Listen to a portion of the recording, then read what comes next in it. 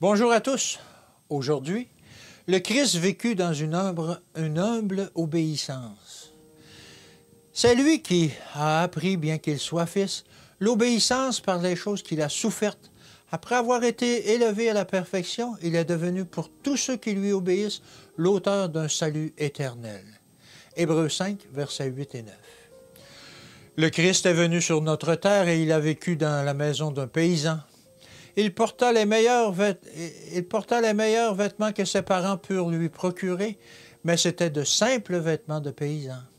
Il parcourut des sentiers rocailleux et escalada le flanc des collines et des montagnes. Il était apparemment seul lorsqu'il marchait dans les rues, car les yeux humains ne voyaient pas les êtres célestes qui l'accompagnaient. Il apprit le métier de charpentier afin de pouvoir attester que tout labeur honnête est honorable et ennoblissant pour ceux qui travaillent dans l'unique but de glorifier Dieu. Le Christ, le Seigneur de toute la terre, fut un humble artisan. Il fut méconnu, délaissé et méprisé, mais il détenait sa mission et son autorité de la puissance la plus élevée, du souverain des cieux. Les anges l'accompagnaient, car le Christ s'occupait des affaires de son Père, aussi bien lorsque, en tant que charpentier, il peinait sur son établi, que lorsqu'il accomplissait des miracles pour la foule. Mais il en cacha le secret au monde. Il ne se prévalait pas de grands titres pour faire connaître son rang. Mais il vécut la loi royale de Dieu.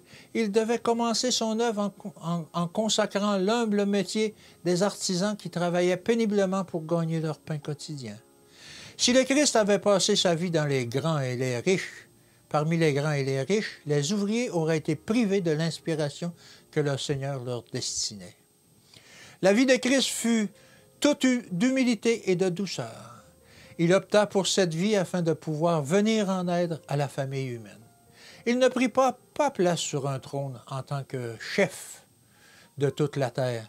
Il délaissa sa robe royale et enleva sa couronne pour devenir membre de la famille humaine.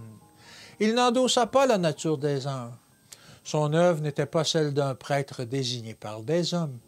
L'homme ne pouvait comprendre le rang exalté du Seigneur à moins que le Saint-Esprit ne lui fasse percevoir. Par amour pour nous, Jésus revêtit d'humanité sa divinité et descendit de son trône royal. Il renonça à son rang de commandant en chef dans les parvis célestes, et par amour pour nous, il se fit pauvre, afin que par sa pauvreté, nous soyons enrichis.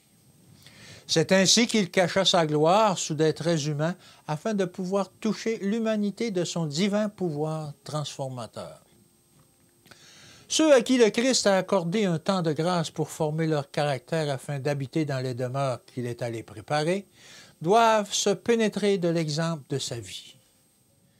Que Dieu vous bénisse et qu'il vous garde. Et à demain.